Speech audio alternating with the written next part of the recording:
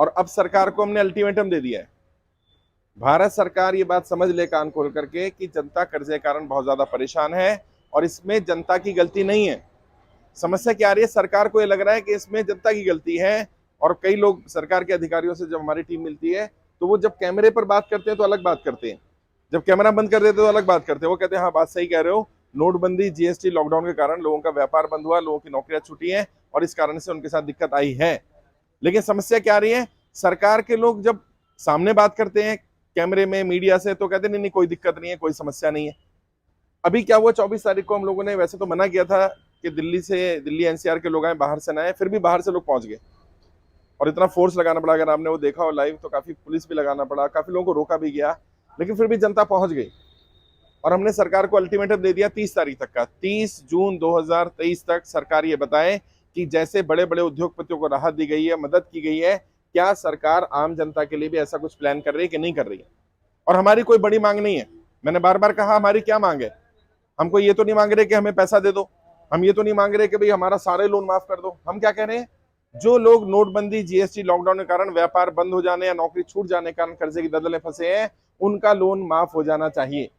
अगर सरकार लोन माफ नहीं कर सकती तो सरकार कम से कम 2 साल का समय दे दे, यही तो मांग है। जो व्यक्ति एक्सपायर कर गया, बहुत सारे लोग दुनिया में नहीं रहे, लोन लिया था, गाड़ी का लोन था, घर का लोन था, छोटे छोटे बच्चे, कमाने वाला कोई नहीं बचा, तो ऐसे केस में तो लोन माफ होना ही चाहिए, कम से उनका लोन माफ कर दो।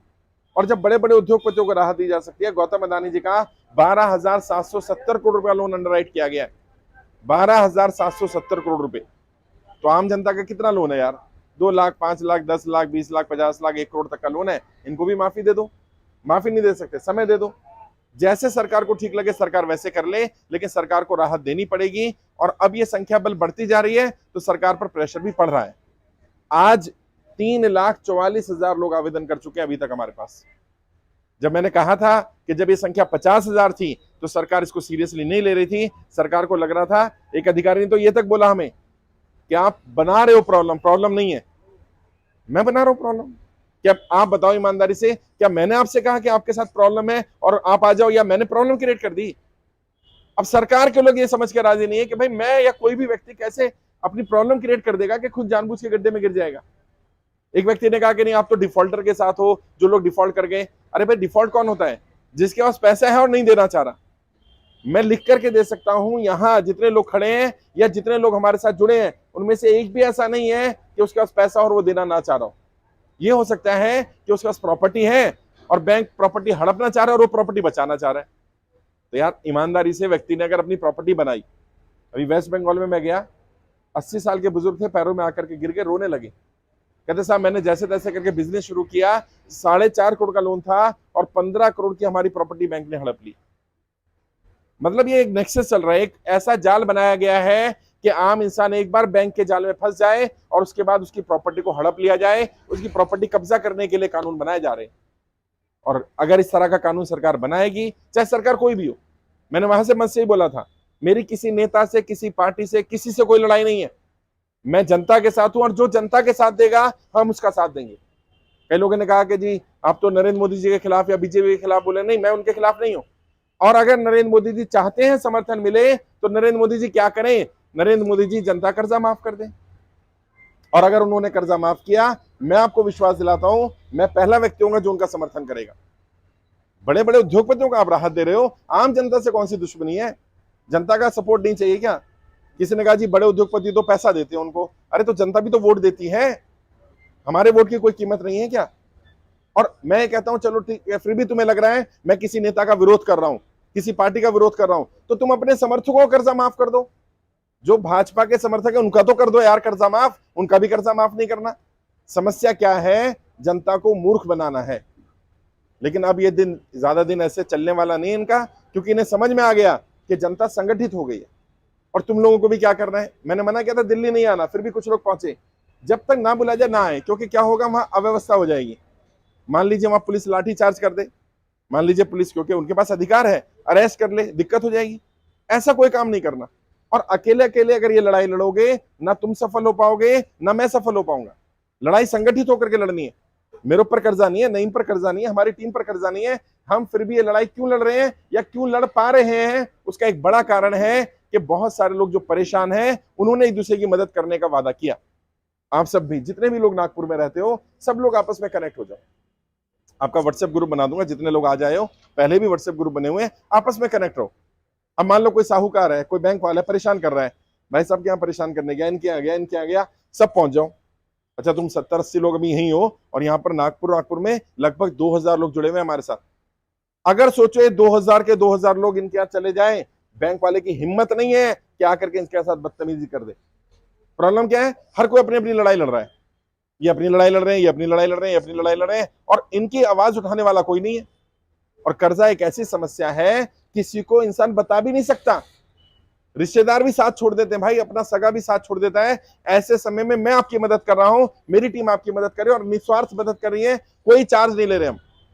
सरकार ने अभी, हमने 30 तारीख का अल्टीमेटम जो दिया है, लेटर भेज दिया गया है सरकार को, और मुझे उम्मीद है सरकार अब बात करने के लिए बुला लेगी, क्योंकि हमने कह दिया है कि अगर 30 मई तक सरकार ने इस पर फैसला नहीं लिया तो फिर 30 मई के बाद हम जनता के बीच में जाएंगे और एक एक सांसद के यहाँ जाकर के बात करेंगे।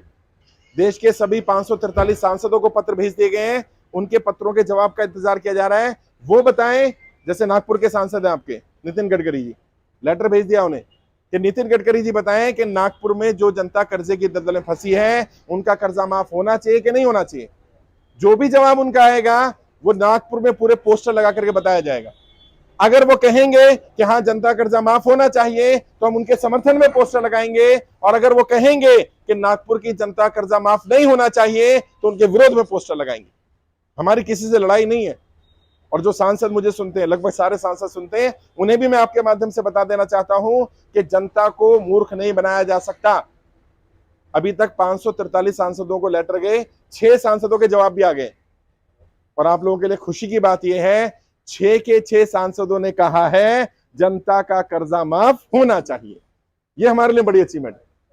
और पता है 6 के 6 सांसद एक पार्टी के नहीं है, 2 भारतीय जनता पार्टी के भी सांसद है इसमें, कांग्रेस के भी सांसद है इसमें एनसीपी के भी सांसद हैं, इसमें अलग अलग पार्टियों के सांसद हैं। यानी कि उन्हें भी समझ में आ रहा है कि जनता का साथ नहीं देंगे तो जनता भी हमारा साथ नहीं देगी।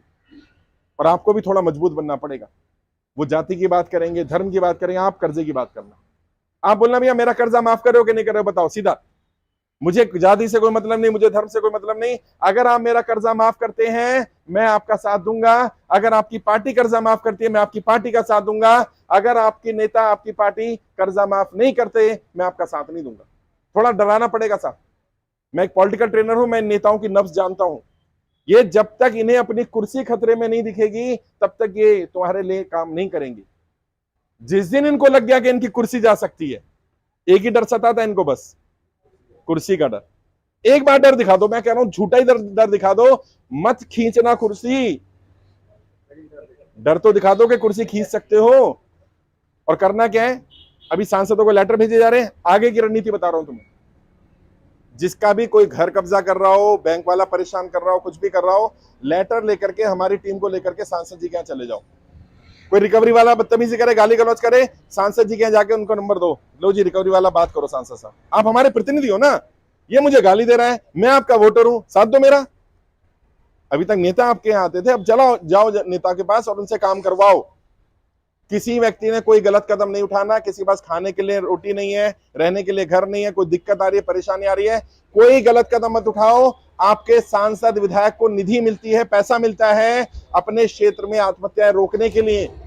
सांसद विधायक को पैसा मिलता है उन लोगों की मदद करने के लिए जिन लोगों की मदद की जरूरत है। तो तुम कुछ मत करो, हमारा लेटर लेकर के जाओ, सांसद जी को बोलो भाई मेरे पास खाने के लिए नहीं है, मेरे पास रहने की जगह नहीं है, व्यवस्था कराना उसकी जिम्मेदारी बनती है।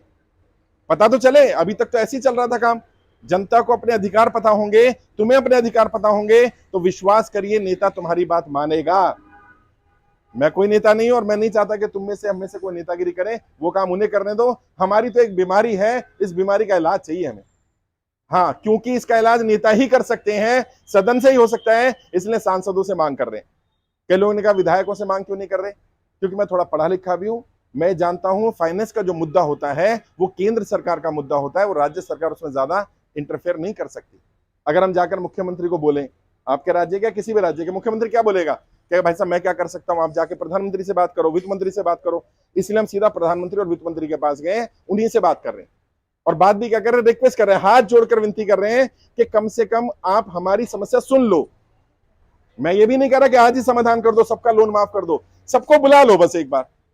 और तुम्हें कोई फोन आ जाए, वित्त मंत्रालय से आ सकता है, लेटर आ सकता है, कोई व्यक्ति आ सकता है, अगर कोई कॉल आती है, लेटर आता है, व्यक्ति आता है, बुलाता है, जाना, फोन आए तो बात करना और अपनी सारी समस्या जो जेन्युइन है बता देना।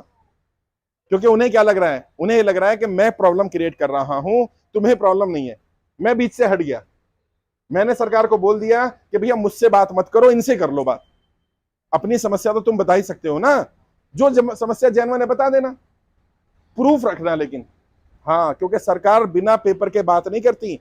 अगर मानो तुम में से कोई कहता है मेरा व्यापार बंद हुआ नोटबंदी के बाद, एग्जाम्पल के तौर पर, तो नोटबंदी से पहले कितना व्यापार था और नोटबंदी के बाद कितना व्यापार है, ये पेपर डॉक्यूमेंट्स रखना अपने पास।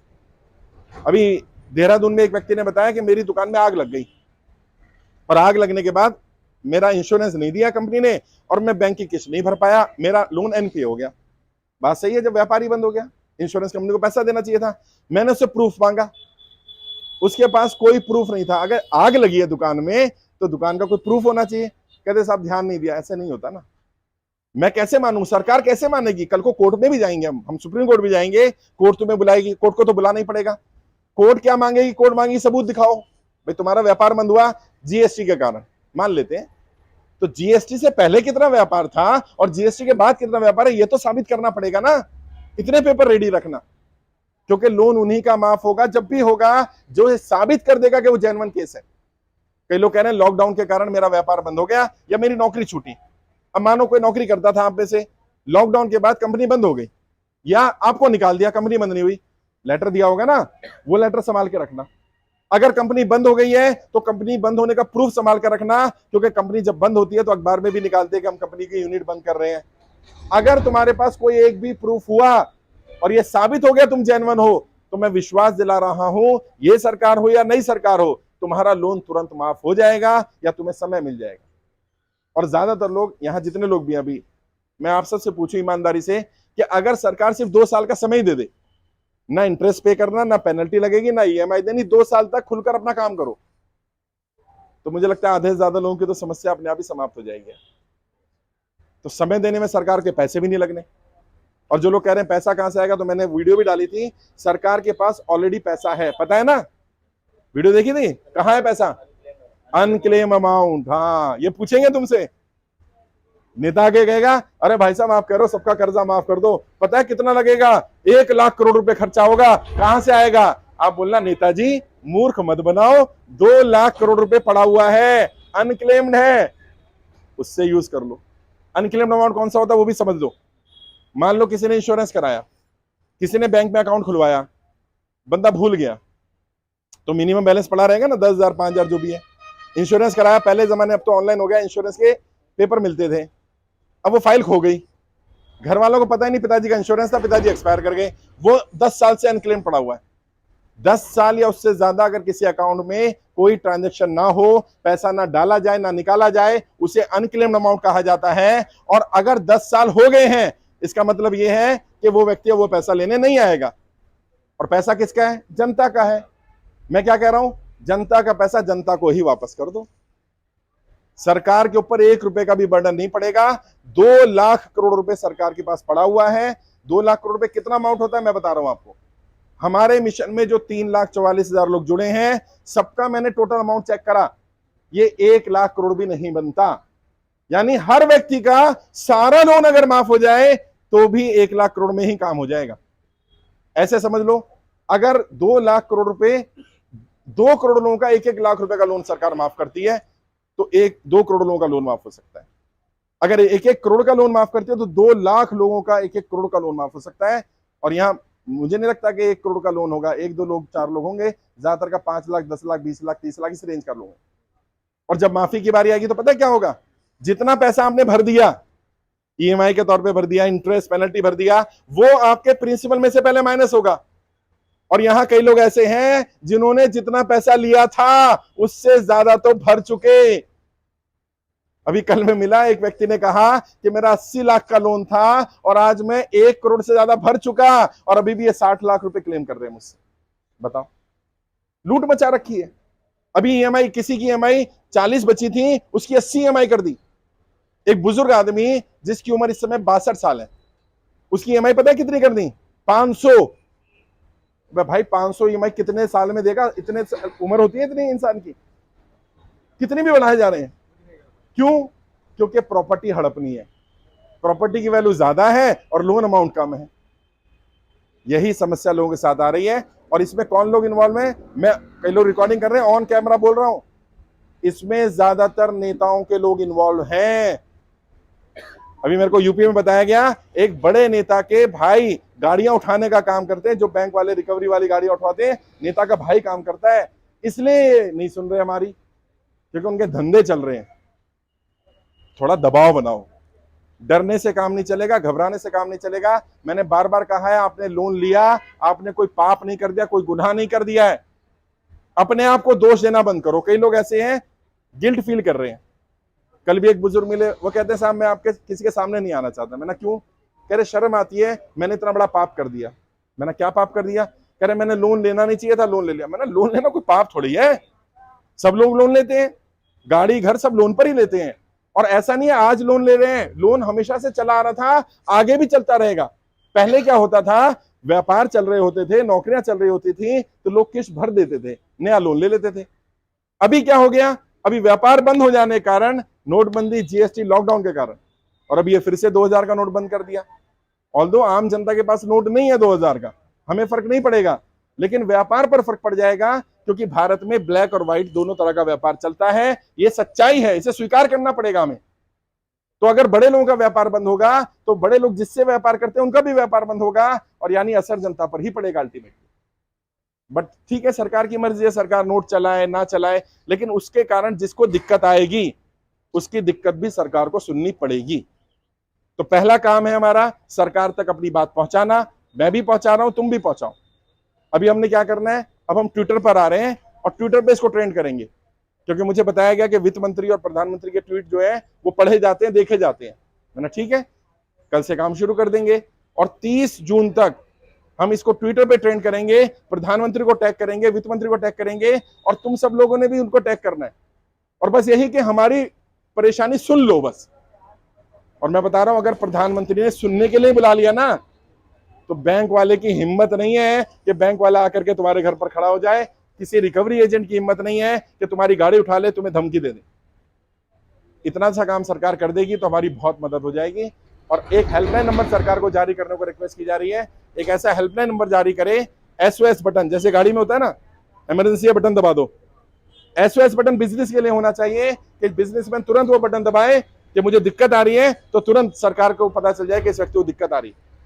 बैंक को कोई सपना नहीं आएगा, सरकार को कोई सपना नहीं आएगा, कोई ऐसा माध्यम ही नहीं है कि यहां नागपुर में इतने लोग परेशान हैं, ये बात सरकार तक कैसे पहुंचे। कोई माध्यम ही नहीं है हमारे पास, तो कोई ऐसा सिस्टम बनाना पड़ेगा। तो घबराना भी नहीं है, परेशान भी नहीं होना। मैं स्पेशली आपके लिए मिलने आया हूं, एक एक व्यक्ति से मिलकर के जाऊंगा। जो लोग दिल्ली आए थे वहां भी मैंने कोशिश की मैक्सिमम लोगों से मिलने की। आपने अगर यूट्यूब या फेसबुक पे कार्यक्रम देखा हो, बहुत जबरदस्त कार्यक्रम था। और जितने वहां पुलिस वाले खड़े थे, जितने वहां सिक्योरिटी वाले थे, जितने वहां पैरामिलिट्री के लोग थे, उन सबने हमसे कहा कि सर आपका मुद्दा बहुत अच्छा है। कह रहे हम नौकरी में हैं इसलिए हम कुछ कह नहीं सकते, लेकिन कर्जा हमारे ऊपर भी है।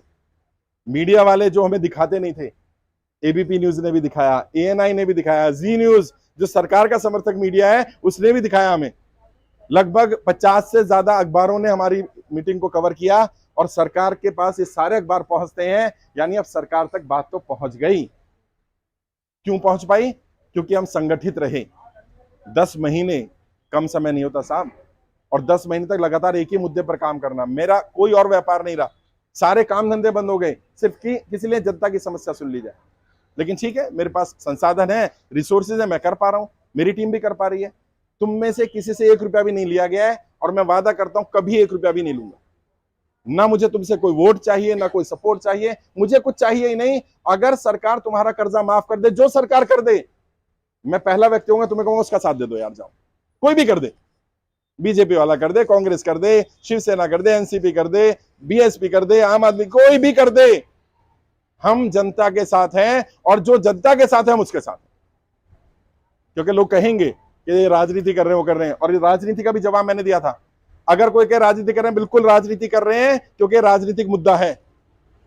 हम धर्म की राजनीति तो नहीं कर रहे, जाति की तो नहीं कर रहे, बांटने की तो नहीं कर रहे, हम तो अच्छे काम की राजनीति कर रहे हैं। और अगर तुम चाहते हो हमारी राजनीति समाप्त हो, मुद्दा समाप्त कर दो, कर्जा माफ कर दो, हमारी राजनीति समाप्त हो जाएगी।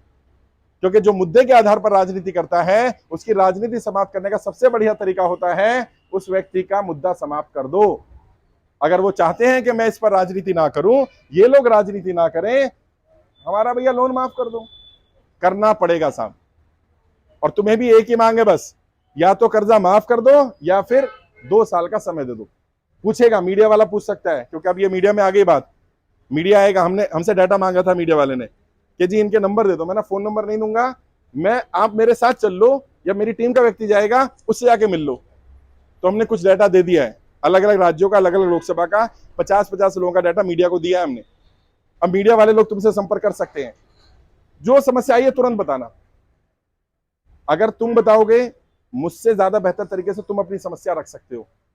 जिसकी जो समस्या, क्रेडिट कार्ड की समस्या होगी, एनबीएफसी से लोन लिया, किसी प्राइवेट फाइनेंसर से, साहूकारों की बहुत समस्या आ रही है, 10-10, 15-15, 20-20% इंटरेस्ट पर पैसा ले रहे हैं। सोचो, मैं चांदनी चौक गया, उस व्यक्ति ने बताया मेरे भाई ने 50 लाख रुपए 10% ब्याज पर, 10% ब्याज, समझते हो? 50 लाख रुपए का 10% महीना, 5 लाख रुपए का ब्याज अगर देगा तो कब तक दे देगा यार? कहते 18 महीने उसने ब्याज दिया, अंत में वो नहीं दे पाया, साहूकार उसे बदतमीजी करने लगे और उस व्यक्ति ने सुसाइड कर लिया, आत्महत्या कर ली। सोचिए, 18 महीने में 10% के हिसाब से 5 लाख रुपए महीना दिया उसने, 90 लाख रुपए दे दिया 18 महीने में, मतलब डबल हो गया उसका पैसा। और साहूकार को शर्म नहीं आई कि उसको फिर भी धमकी दे रहा है। मध्य प्रदेश में पता चला, वहां क्या बोलते हैं साहूकार, अगर आप किस्त नहीं दे पा रहे, अपनी बहन को, अपनी बेटी को भेज दो मेरे पास। मतलब किस हद तक गिर गए लोग। और यह समस्या इतनी गंभीर होती जा रही है कि इसका समाधान करना बहुत जरूरी हो गया है। हमारी बहन बेटियों की इज्जत के साथ खिलवाड़ हो रहा है और लोग कर्जे के कारण कम आत्महत्या कर रहे हैं, इस बदनामी के कारण ज्यादा आत्महत्याएं हो रही हैं। तो इस बदनामी से भी बचाना है हमें समाज को। लड़ाई लंबी है, मुझे भी पता है समय लग रहा है, आपको भी पता है समय लग रहा है, लेकिन ये इतना आसान होता अगर, तो अब तक कोई भी नेता कर देता, कोई भी सरकार कर देती। ये पहली बार भारत में हो रहा है। और जिस दिन होगा असली दिवाली, असली ईद उसी दिन मनाएंगे जिस दिन जनता का कर्जा माफ हो जाएगा। और जो भी तुमसे बात करता है, मीडिया का करे, सरकार का करे, अपनी मांग रख दो, तुम क्या चाहते हो। मांग ऐसी मत रखना व्यक्तिगत हो, मांग ये रखना कि मेरा भी कर्जा माफ हो जाए या मुझे भी समय मिल जाए और मेरे क्षेत्र में जितने भाई बहन जुड़े हुए हैं उन सबकी भी मदद हो जाए। उन्हें भी लगे कि यार ये अकेला अपनी लड़ाई नहीं लड़ रहा, अपने लिए तो जानवर भी जी लेते हैं यार, मैं अपनी लड़ाई थोड़ा रहा हूं, मुझ पे थोड़ी कर्जा है। कई लोगों ने कहा इस पे कर्जा होगा, मैंने कहा पहली बात तो मुझ पर है नहीं, और अगर फिर भी सरकार को लग रहा है मैं अपनी लड़ाई लड़ रहा हूं, मेरा मत माफ करना यार, और बताओ। अच्छा तुम सब कहना शुरू कर दो, भाई मेरा मत करना, इनका कर दो। अब ऐसा तो नहीं होगा ना कि इन सबका हो जाए, तेरा ना हो, तेरा भी हो जाएगा। संगठित हो जाओ। बचपन में कहानी सुनी थी ना, एक एक लकड़ी को कोई भी तोड़ सकता है, लकड़ी का गट्ठर बन जाएगा तो कोई नहीं तोड़ सकता। और हमने जो वहां नारा दिया वही नारा अब हमारा रहेगा, जनता का कर्जा माफ करना पड़ेगा। हाँ, एक बार बोल देते हैं, जनता का कर्जा माफ, जनता का कर्जा माफ, जनता का कर्जा माफ करना पड़ेगा। हम कुछ नहीं मांग रहे, हमारी यही मांग है, बड़े बड़े उद्योगपतियों को राहत मिल सकती है तो जनता को राहत क्यों नहीं। मैं लड़ूंगा आपकी लड़ाई, और जिस दिन मैं कहूं, आह्वान करूं दिल्ली जाने का, तैयार रहना, दिल्ली जाना पड़ सकता है।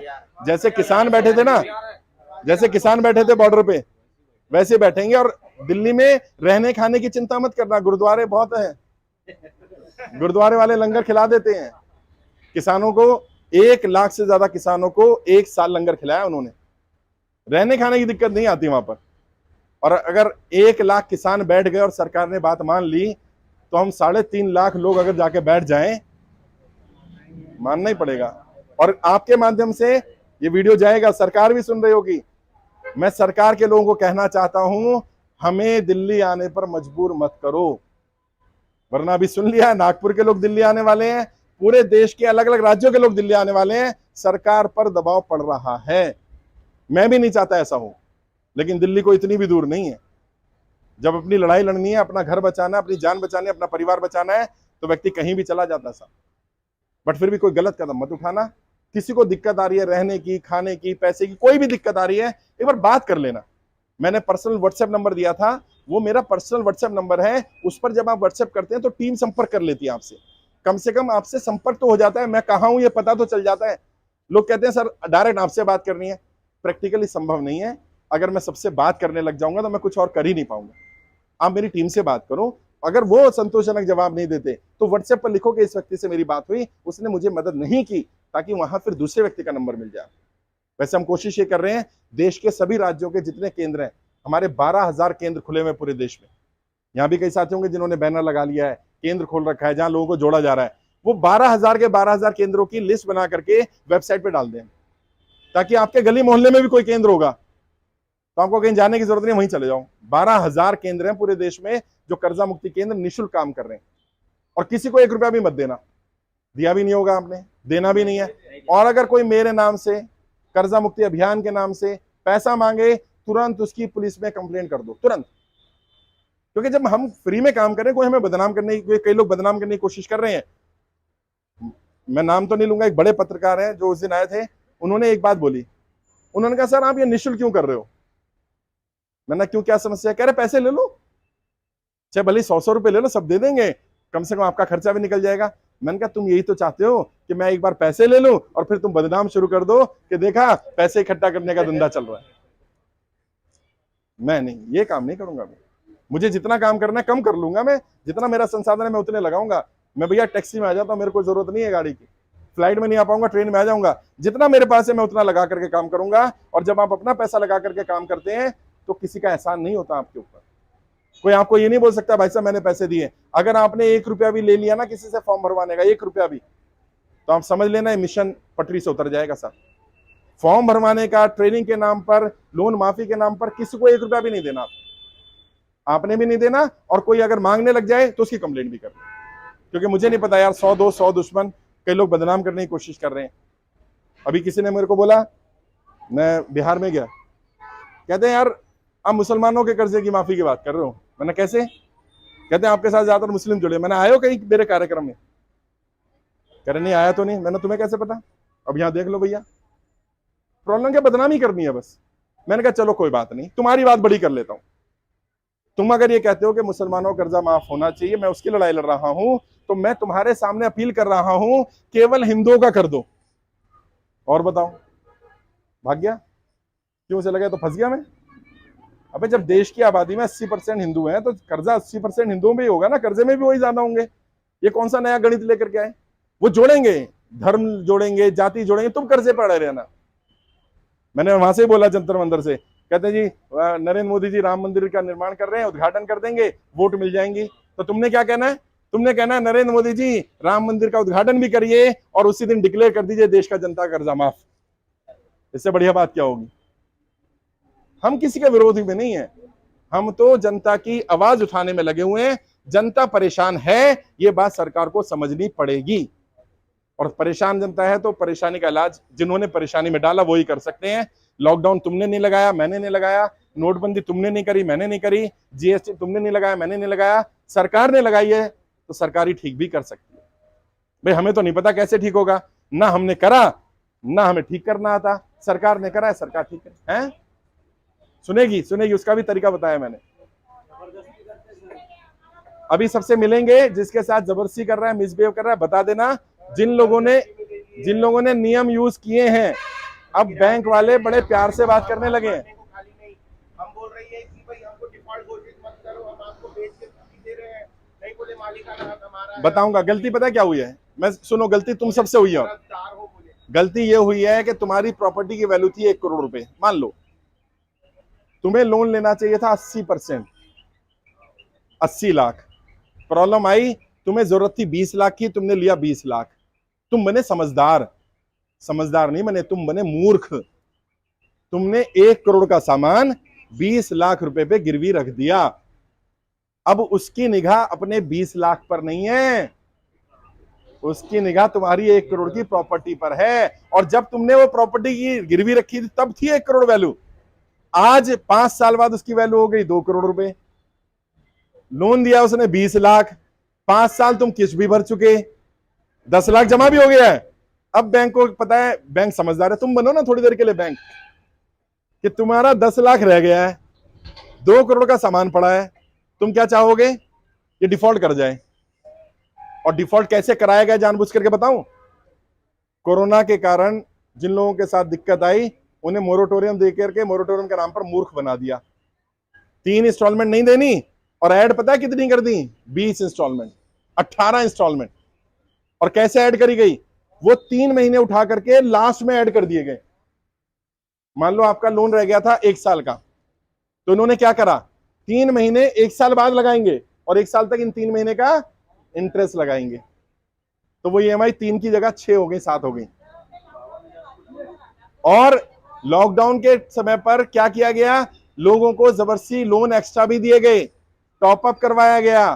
तुम्हें बैंक तब तक टॉपअप कराता रहेगा जब तक तुम डिफॉल्ट ना कर जाओ, क्योंकि वो बहुत समझदार है, वो धंधा करने आया है, उसे पता है जब तक डिफॉल्ट नहीं करेगा तब तक सरफेसी एक्ट लागू नहीं होगा, और जब तक सरफेसी एक्ट लागू नहीं होगा मैं इसकी प्रॉपर्टी हड़प नहीं सकता, मुझे इसे डिफॉल्ट करवाना है। ये एक नेक्सस बना रखा है। गड्ढे में हो तुम, गड्ढे में से मिट्टी निकाल करके ये बताया जा रहा है तुम्हें गड्ढे में से बचा रहे हैं, नहीं। क्या कर रहे हैं? गड्ढे में से मिट्टी निकलती रहेगी तो क्या होगा? गड्ढा और गहरा होता चला जाएगा, और एक दिन इतना गहरा हो जाएगा तुम चाहकर भी इस गड्ढे में से निकल नहीं पाओगे। ये गलतियां हुई हैं, स्वीकार करो इस गलतियों को, क्योंकि लोगों ने सिखाया ही नहीं किसी ने। आपको 80% लोन मिल सकता था आपकी प्रॉपर्टी का, 70% मिल सकता था, आपने लिया 10%, तो बैंक को आपने ज्यादा ताकत दे दी। और कई लोग समझदार हैं, उन्होंने पता है क्या किया हुआ है, वैसे पता नहीं बतानी चाहिए नहीं बतानी चाहिए, उन्होंने एक ही प्रॉपर्टी जिसकी वैल्यू 50 लाख है उस पर 3 बैंकों से लोन लिया हुआ है 30-30 लाख रुपए का। अब लोन कितना हो गया? प्रॉपर्टी की वैल्यू हो गया, ले ले जा, लूट ले, कब्जा कर ले। अब बैंक उसके हाथ जोड़ रहा, भाई भाई कुछ भी दे दे, सेटल कर ले। ओटीएस के लिए तैयार है बैंक। बैंक प्रॉपर्टी केस में ओटीएस नहीं करता। अब क्यों कर रहा है बैंक? जब बैंक को लगता है कि आपकी प्रॉपर्टी की वैल्यू कम है और लोन अमाउंट ज्यादा है तो बैंक हाथ जोड़ता है। जब उल्टा हो जाता है तो तुम हाथ जोड़ते हो। तो समस्या क्या है? समस्या यह है कि जानबूझ करके आम इंसान की प्रॉपर्टी हड़प कर किसको जाएगी ये प्रॉपर्टी? बताऊं, ये भी राज की बात बता देता हूं। बैंकों ने प्रॉपर्टी डीलरों से, एजेंटों से सेटिंग कर रखी होती है पहले ही।